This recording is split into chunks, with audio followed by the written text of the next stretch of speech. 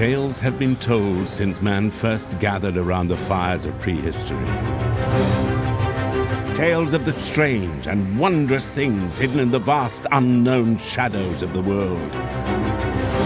Tales of creatures divine and beasts demonic, of gods and kings, of myths and monsters. From dark forests to the lands of ice, from desert wastes to the storm-thrashed seas, every corner of the earth has its legends to tell. Stories of heroes and the villains they encounter, of the wilderness and the dangers within. Stories of battles, of love, of order, and of chaos. But what are the roots of these fantastic tales? And why have they endured so long? In this series, we'll explore the history behind these legends and reveal the hidden influences that shaped them. War and disease, religious and social upheaval, the untamable ferocity of the natural world. And above all, the monsters lurking within ourselves.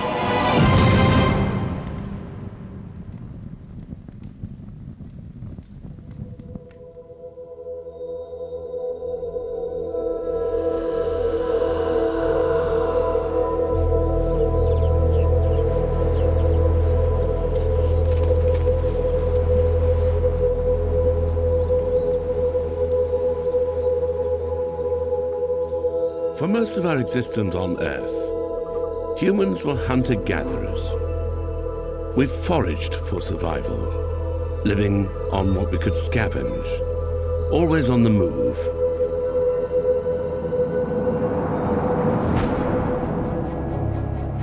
All this changed around 10,000 years ago, when mankind formed its first permanent settlements. When we started growing crops and domesticating animals, the agricultural revolution had begun. The settlements grew, towns formed, then cities, nations, and empires.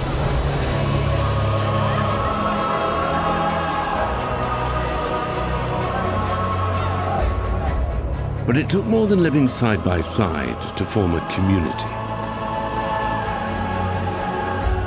Shared traditions and beliefs were needed, and shared stories. It's through stories that the boundaries of a community were set, that their rules were tested, that they coped with change. All societies going through periods of rapid change desperately need myths to hang on to. Sometimes myths seem to exist to question social norms and to ask us to question them. That's a much better way of enforcing social norms than the kind of story which just says, this is the social norm, this is what you're going to do. I think if one sees it as a kind of vehicle in narrative form for things which are important in society, that's probably the best way of thinking of it. So a lot of myths involve characters, heroes, heroines, debating what they should do, and in that way, a norm gets defined. Myths, of course, can only become myths if we share them. We're a community of readers of the Bible. We share the faith in those stories. So myths create community, they bond us together. Societies exist in a state of tension. The needs and wants of all can never be satisfied at the same time. A balance must be found. It's in the stories we tell each other that we debate what that balance is.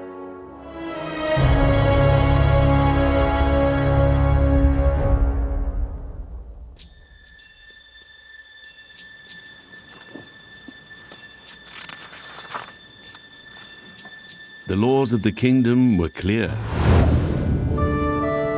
and Prince Roswell had broken them. He had disobeyed his father, the king. The three noblemen had been in the dungeon for years. They were blamed by the king for a crime they did not commit. Roswell was not his father, however. The injustice done to the three men shamed him. he had to do something. Roswell led the nobles out of the dungeon, past the guards, and through the secret, silent passages of the castle to freedom. But Roswell's father soon discovered who was responsible for the prisoner's escape. Roswell would pay a price for his kindness. The king banished his son, sending him forever into exile. The law, after all, was the law. It is a comforting thought that we have control over our destiny. The random cruelty of the world can seem at times too much to bear. Stories offer a haven. Good is rewarded, evil punished, and everyone gets their just deserts. In a story, even catastrophe has a reason. The rivers of central Germany carve through field and hill on their journey to the distant sea. For centuries, these waterways have borne goods and people up and down the country. Riverside towns grew rich on the back of this trade. One of those settlements was the town of Hamelin. Hamelin was an important center for the shipping of grain. It was on the Weser River. It got lots of grain coming in, it milled it, and it shipped it out. So it was one of the relatively new towns, which were becoming very, very important. Much like all German towns of that age, it would have had a social structure. It would have had a class of Bürger, what we would call bourgeoisie, that is to say, qualified citizens of the town. It would have been dominated by guilds rather than aristocrats. So one would begin to see the sort of structure that would eventually evolve into the modern city. Hamelin is most famous, however, for the story of the Pied Piper. It's one of the best-known tales of the Brothers Grimm. In their telling, Hamelin was wealthy and thriving. Its citizens lived happily in their fine grey stone houses, until an infestation of rats inflicted misery on the town. This black swarm of vermin attacked barns and storehouses. They gnawed on wood and chewed through cloth. Try as they might, the people could not rid themselves of the plague. Salvation seemed to come in the figure of a mysterious piper. He lured the rats into the river with a magical song. But when the town refused to pay him what was promised, the piper swore revenge. Returning to the town, he played his song once more. But this time, it was the town's children he entranced. He marched them out of Hamelin and into a mountain cave. Neither piper nor children were ever seen again.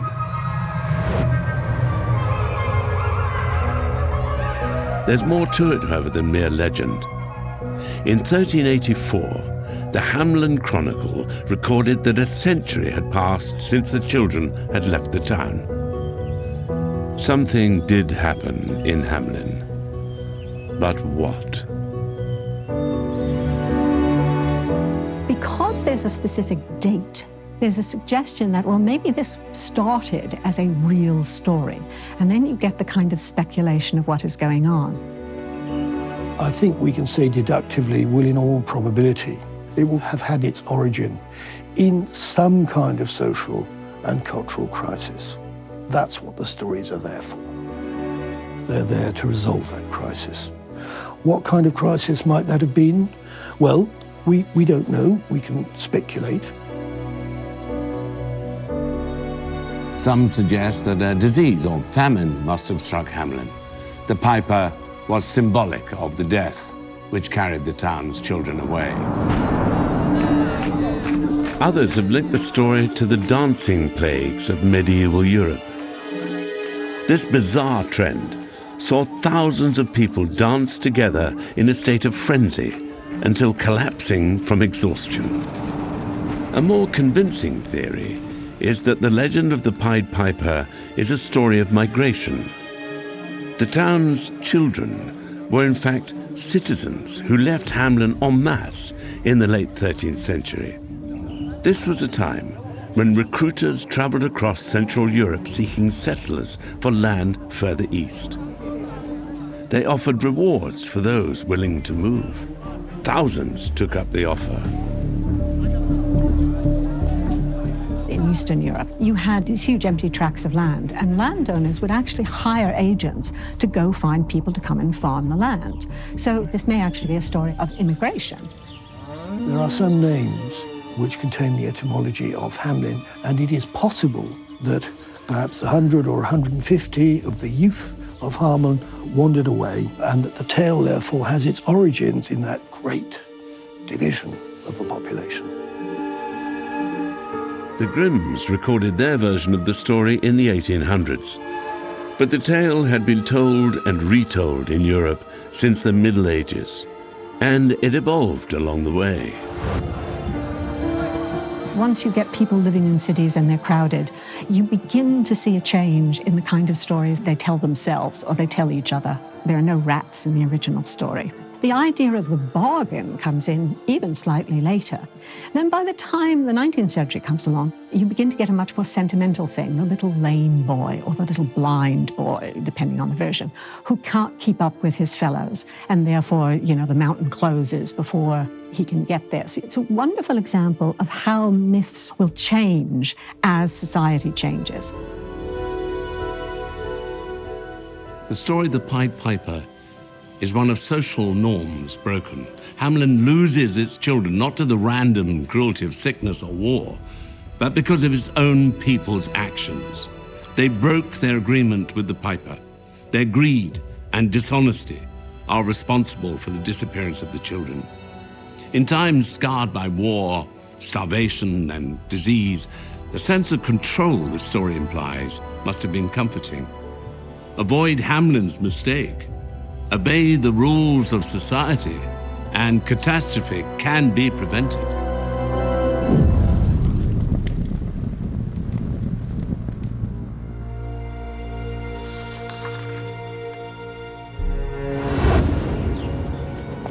Prince Roswald did not go into his exile alone. He was accompanied by a steward who had served the family loyally for many years. After a long ride through punishing terrain, Roswald suggested they rest a while at a cooling stream.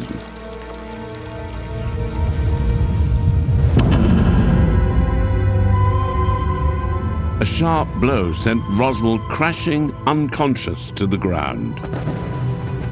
The steward sneered over him. Long had this man nursed resentment for his masters. Long had he cloaked his ambitions. Roswald's parents had given him gold enough to live in princely fashion. The wicked steward took it all. Donning Roswald's fine garments, the steward rode away with a prince's fortune and a prince's name. Poor Roswald was left for dead. Not all lawbreakers are as unpleasant as Roswald's treacherous steward. The good thief is an archetype found in cultures around the world.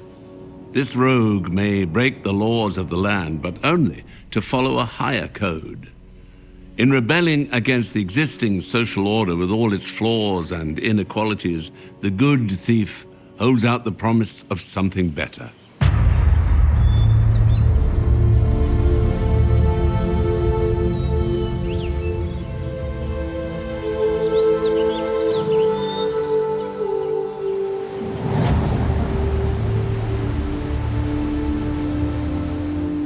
Amid the trees and woodland streams of the English forest, there once lurked a fugitive from the law. He was known by kings in their castles. He was beloved by peasants in the fields. He was a man of many identities. He was a trickster, a soldier, a rebel, a lord. His name was Robin Hood.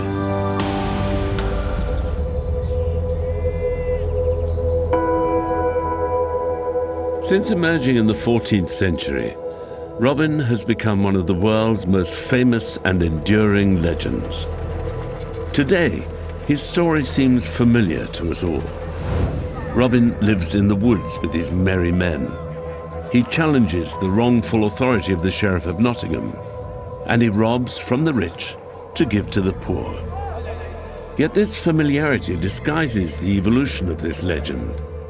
For as society has changed down the centuries, so has Robin Hood.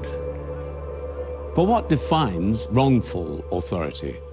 What principles justify rebellion against it? Our answers are always shifting. In the earliest ballads and plays about him, Robin is no knight fallen on hard times, nor a nobleman denied his birthright. Instead, he is a man of the people, a yeoman, a little more than a peasant. The Robin Hood story is very much a story of ordinary people against authority. And Robin Hood is the nexus that allows authority to be challenged. He's saying something about the ordinary person, the ordinary yeoman bowman, having capabilities that aren't well understood by toffs. Robin Hood is smarter and better at shooting and better at defending himself than the people who think they're very smart because they've got account books and because they're good with abacuses. And that, in a way, is the point of him. That's what he's for. Stories about Robin were spread by word of mouth among ordinary people. And it was a time when they could do with a hero. The Black Death and other plagues had ravaged 14th century England. Civil war followed. Millions were killed or displaced. The stories of the defiant and clever Robin Hood offered rare victories for the common man. But he would not be theirs alone for long. In 1510, King Henry VIII himself played the outlaw at a court pageant. Even the high and mighty could not resist Robin's appeal. In the 16th century, England became a Protestant nation. As the country changed, so did the stories of Robin Hood. Soon it was not only the Sheriff of Nottingham he fought, but corrupt Catholic priests as well. Under Elizabeth I, however, authorities grew concerned. This legendary man of the people was becoming too popular. Robin Hood, they decided, was a threat to their power. Efforts were made to suppress the stories. If Robin Hood was to survive, he would have to change yet again. His savior was Elizabethan playwright Anthony Munday. He transformed the outlaw from a yeoman into the Earl of Huntingdon, a fallen member of the aristocracy. This changed the target of Robin Hood's rebellion. In Munday's telling, the outlaw's conflict was only with corrupt authority. Now, a member of the aristocracy himself and a loyal servant of the true king, Robin became a representative of legitimate authority. And every time he defied the rulers of his fictional world, he reinforced the social structures of the Elizabethan. The next great shift came in the 19th century. The 19th century gets really keen on the medieval past. It's called medievalism. And this takes lots of different forms, like William Morris goes around trying to replicate medieval interiors and the look of medieval books, for example. You've got Tennyson writing poems about King Arthur, Idylls of the King and the Morte d'Arthur. And Robin Hood's sort of part of that. People like Walter Scott rewrite the legend to bring it into line with the 19th century's idea of what the Middle Ages were. Robin becomes a literary figure, a popular figure. And once that happens, you get this romantic Robin Hood, who is very much loved by all. He's loved by women, he's very, very charming, he's loved by good men. He's a true monarchist, which is very important in the expanding English empire. It was a time of urbanization, industry, and empire building. Its Robin Hood stories mingled nostalgia for a simpler medieval age with a muscular Victorian nationalism. The 19th century saw the popularity of the Robin Hood legend spread far beyond England, and in the 20th century he would reach Hollywood. Since his early appearances in silent film, there have been dozens of screen adventures for Robin Hood. These depictions vary decade by decade, but they always question pressing issues of the day. In the 1920s, it was American isolationism. In the 30s, the Depression and Roosevelt's New Deal. In the 1950s, Britain's post-war reconstruction was the unspoken backdrop. In the 1970s, its tired decline. The 90s saw a new, more international Robin Hood with allies of different races and creeds. And we continue year after year to revisit the story and recraft it for our own age. For the appeal of Robin Hood seems undimmed by time. There's something immensely attractive about being an outlaw in connection with trees. I think it's just the idea of living in a world where you don't have to work, but where you have all kinds of important skills, and you're living in this kind of almost Edenic nature. We like bad boys, and I think this is what the Robin Hood legend sort of attracts us to, in that he's a bad boy with a heart of gold. So there's something very, very attractive about him.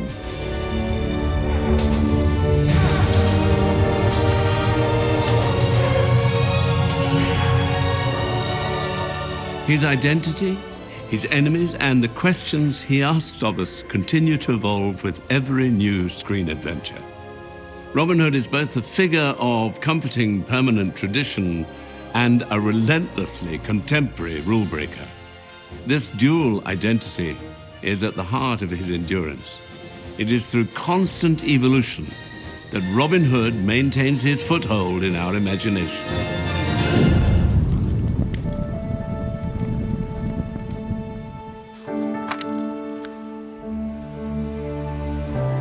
After weeks of wandering, the exhausted Roswell came to a city. Behind walls high and true stood great houses of stone, and beyond them, in the heart of the city, the towers of a mighty fortress dazzled in the sun. Roswell marveled at its wide streets and busy markets, but the greatest wonder was still to come. It was in the palace yard he saw her. He was transfixed. She was the most beautiful creature he had ever seen. Roswell summoned up his courage to speak with her. But before they had exchanged more than a few words, a harsh cry came from the palace. "Princess Lillian, come at once. Your father wishes to speak with you." Reluctantly, the princess obeyed. Roswell stared longingly after her. "She's not meant for the likes of us, lad," the passerby mocked. "She's to marry some fine prince, I hear." Sure enough, just days later, the prince promised to Lillian arrived at the castle. Roswell joined the crowds at the gate, but when he saw the prince, he was stunned. It was none other than the treacherous steward who had stolen his fortune and his princely name. He was the man dear Lillian was to wed. Sudden reversals in fortune, like those of poor Roswell, are difficult for individuals to bear. Whole societies can fare little better. Balancing people's competing demands is difficult at the best of times. A sudden shock can make it impossible. One such shock came in the 16th century. In 1517, German monk Martin Luther defied the teachings of the Catholic Church. He ignited a religious revolution. The Reformation had begun. Soon, Europe was divided as never before. Families, communities, and nations were split, Catholic and Protestant. Wars of religion scarred the continent, and the bloodiest of all was the 30 Years' War. With almost 8 million casualties, the conflict was one of the longest and most destructive in European history. It began in the Holy Roman Empire, a fragmented land of tiny kingdoms and principalities. All of these little kingdoms were caught up in a stupendous war about whether Catholics or Protestants should succeed to one of these little kingdoms. But all of them ended up getting involved, and it started in 1618, and it just banged on and on and on. This was the epoch of the war which proverbially laid waste to Germany. Germany was the theatre of war for all of Europe. The pretty normal experience was for the other side to ride into your village and just kill everybody, and I really mean everybody. That kind of nightmare experience became quite commonplace and must have altered people's sense of the world.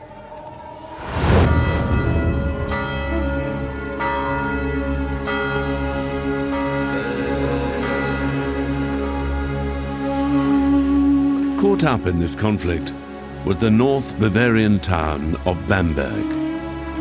It was a town built at the meeting of two rivers, 40 miles downstream from Nuremberg. It had grown in the shadow of a mountain fortress, but at its heart was the church. A 4-towered cathedral loomed over the rooftops, and Catholicism dominated everyday life. Bamberg in the early 17th century was a typically South German, typically Bavarian place. It would have had a strongly established Roman Catholic culture. Bamberg was a prince-archbishopric presided over by successive archbishops who strongly wanted to oppose the spread of Protestantism. It defined itself over against the newly established and threatening Protestant culture just a few leagues up the road. In 1623, Johann Georg von Dornheim became the city's prince-bishop. Von Dornheim was a Jesuit. He was utterly committed to the Catholic Church and obsessed with pushing back Protestantism. The bishop was a rather extreme character, even by the standards of his day. He appears to have exploited his office as Prince Bishop of Bamberg to apply the most rigoristic form of witch hunting. Witch hunts were not new in Bamberg. They had taken place under several of von Dornheim's predecessors. But von Dornheim took the practice to extremes. Not for nothing was he dubbed der Hexenbrenner, the witch burner. Hundreds were accused, put on trial, and executed. In 1627, von Dornheim ordered the construction of the Witch House. This special prison had 28 cells and torture chambers. It was here he secured his confessions.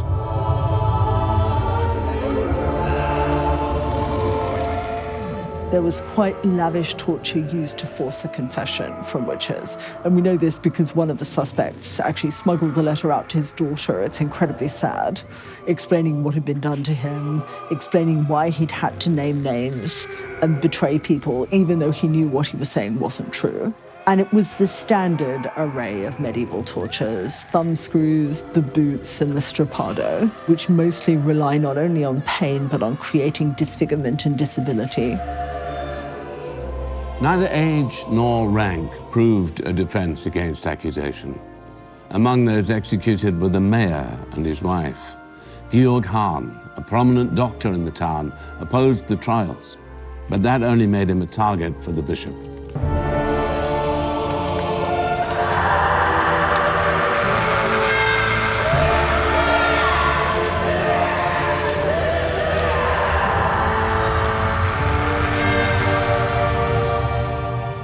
son, his wife, his son, and 2 daughters were all burned at the stake. Witches have featured in European mythology and folklore for thousands of years, but they were never confined to the safe world of the story. Many believed in sorcery and blamed it for misfortune in their everyday life.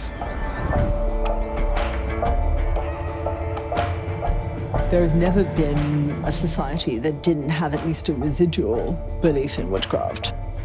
It's not a recent thing. It doesn't suddenly bound into existence in the 17th century. What happens, though, and this is important, in the 15th, 16th, 17th centuries, people started trying to prosecute everyone who they thought was guilty of witchcraft. And by the time of the Bamberg trials, it was a serious matter for the secular courts with capital punishment to follow. The theological and legal foundation for witch trials was found in a book published in the late 15th century, the Malleus Maleficarum, or Hammer of the Witches, defined witchcraft as a pact with the devil and laid down ways to combat this alleged evil. The prosecution of witches was not restricted to Germany, however. Similar trials took place throughout Europe. Both Protestant and Catholic communities took part. In a tiny village in Sweden, more than 70 people were beheaded in a single day. Hundreds were killed in Scotland, and the Spanish Inquisition accused thousands. A moral panic was gripping Europe.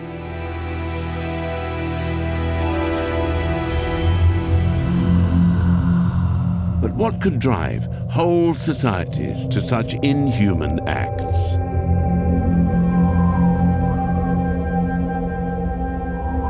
For hundreds of years in the Middle Ages, Europe benefited from long summers and mild winters. Crops were plentiful, and the seas free of ice. But this medieval warm period did not last forever. By the 16th century, Europe had become colder. Rivers froze, snows lingered long into spring, and crops failed again and again.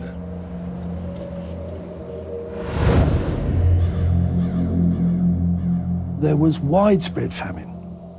Months of rain ruined crops, and there were no charitable agencies, of course, to prevent people starving in their villages.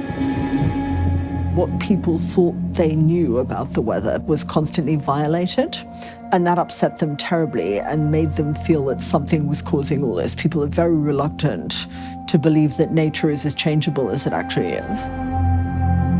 If your harvest fails for 1 year, but then another year, and then another year, these things appear to be against the course of nature. Because they appear to be unnatural, of course, it's natural for the collective mind to seek a supernatural reason for it. It's that kind of collective thinking which surely would have played a significant role in the collective fury of the witch hunts. The Bamberg trials finally ended after the Swedish intervention in the 30 Years' War. King Gustavus Adolphus invaded Germany in defense of Protestantism. In February of 1632, his forces neared Bamberg. The Bishop von Dornheim fled. The remaining prisoners in the witch house were released. They were told never to speak of the torture inflicted upon them. The trials in Bamberg are a frightening example of what can happen when society turns on itself, when it seeks out the saboteurs and the enemies within, when it embarks on a witch hunt.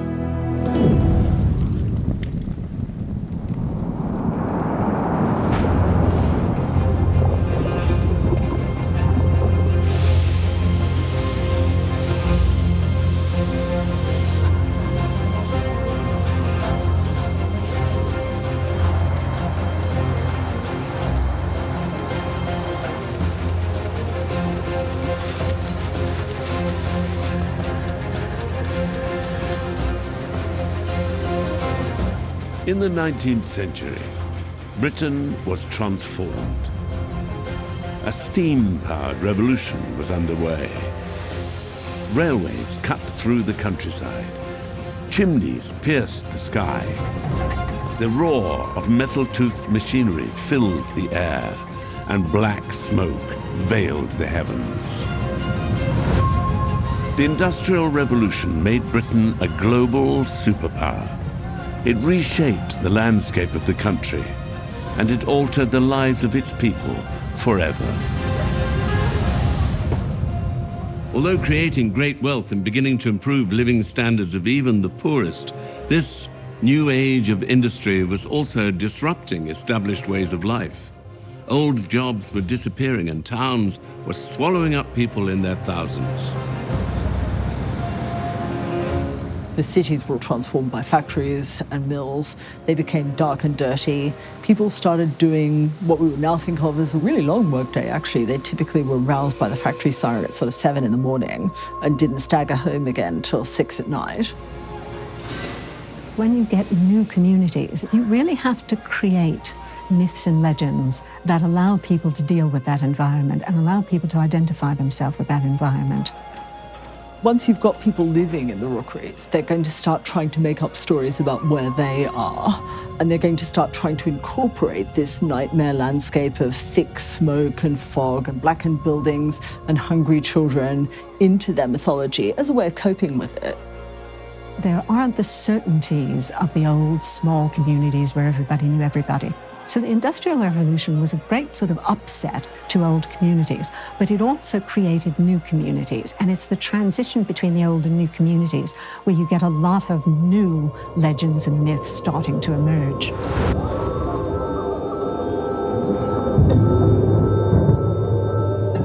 The first rumors began circulating in the autumn of 1837. In the villages south of London, a monstrous fiend was on the loose. Described as a great white bull or bear, something had attacked several people, and women were its favorite target. As the rumors spread closer to the heart of the city, the strange creature's form shifted. It became more human and all the more frightening. It was an unearthly visitant, clad in armor and long-clawed gloves, who struck at night before escaping with great leaps over the city rooftops. By early 1838, authorities could no longer ignore the phenomenon. On the 8th of January, Sir John Cowen, Lord Mayor of the City of London, publicised a letter he'd received from a resident of South London. The letter warned of the strange apparition and the terror growing among the people. The Lord Mayor, however, was dismissive. These attacks were either made up or the work of malicious pranksters. The Times printed the mayor's announcement the next day. The monster made another leap, this time into the imaginations of people around the country. He soon had a name as well: Spring-Heeled Jack. This is where you really see the media beginning to take the legend and feed back into the legend. Terrible event in somewhere, great outrage in, the usual things. But you also had a lot of chapbooks, which are sort of little, almost like little paperbacks, little sort of paper books, which were sold by peddlers all over the country. It comes from the kind of literature that usually gets characterized as the penny dreadful, which is a literature deliberately produced for, and to some extent also by, the ordinary kids who are just about literate, who love a good story, who love to be scared. The idea of something jumping at you is like a popcorn moment in a horror film, basically. And this is part of the thing that appealed to people. They like to be scared.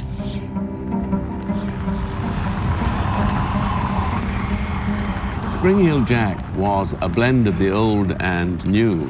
He was a figure reminiscent of ancient superstition, yet was strikingly modern in his appearance.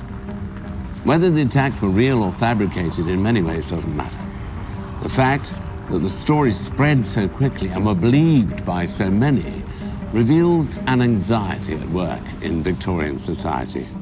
For with his metal claws and furnace mouth, Spring-Heeled Jack was the dark personification of this new industrial urban world, a new demon hidden among the anonymous masses of the city. It must have seemed to people that they were living in hell. At night, you could see the fires from the potteries for miles and miles and the smoke belching out. Why would you not think that this was part of a kind of modern demonology? This notion of a character who can jump quickly, looks like the devil. Sometimes he's skeletal, sometimes he's got fiery eyes.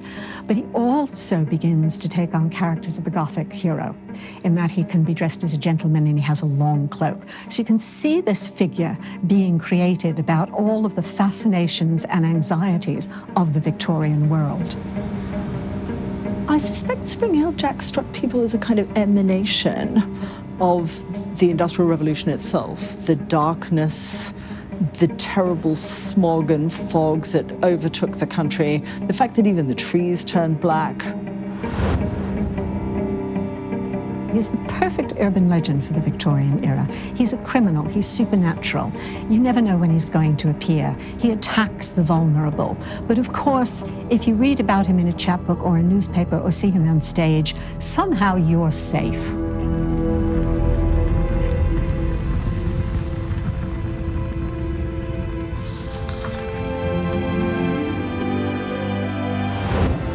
Three days of jousting were announced to celebrate the nuptials of Princess Lillian. The crowd roared as the jousts began. But sitting in the royal box beside her husband-to-be, Lillian could not muster even a smile. Across the tourney field, the miserable Roswell paid little heed to the spectacle either. When the jousting came to an end, the victors paraded down the ground. The custom was for them to stop and bow at the royal box. But not this day. Instead, the three knights ignored the impostor prince and rode on towards the other side of the ground. There, among the common people, they found Roswell. It was to him they bowed. Roswell was stunned until the knights removed their helmets. They were the noblemen he had freed from his father's dungeon. They denounced the impostor in the royal box and proclaimed Roswell the true prince. "Arrest them!" the steward cried, but nobody moved. "Arrest them!" The more he shouted, the less princely he looked. Instead of the royal bride he hoped for, the steward received a traitor's death. His head was left to rot above the city gates.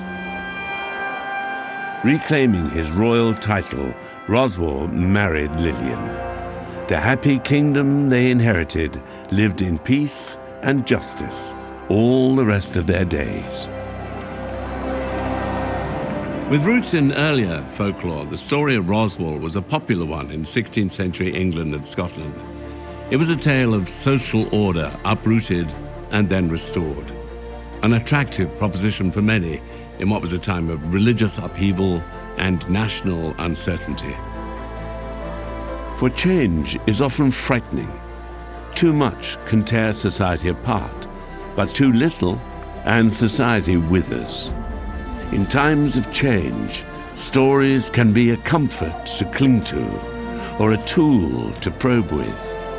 They can be a reminder of shared history or a vision of a possible future. The best of them have lingered in our memory for centuries. The tensions in society reflected by those tales have not disappeared completely, however. We remain a jumble of contradictions just about muddling by.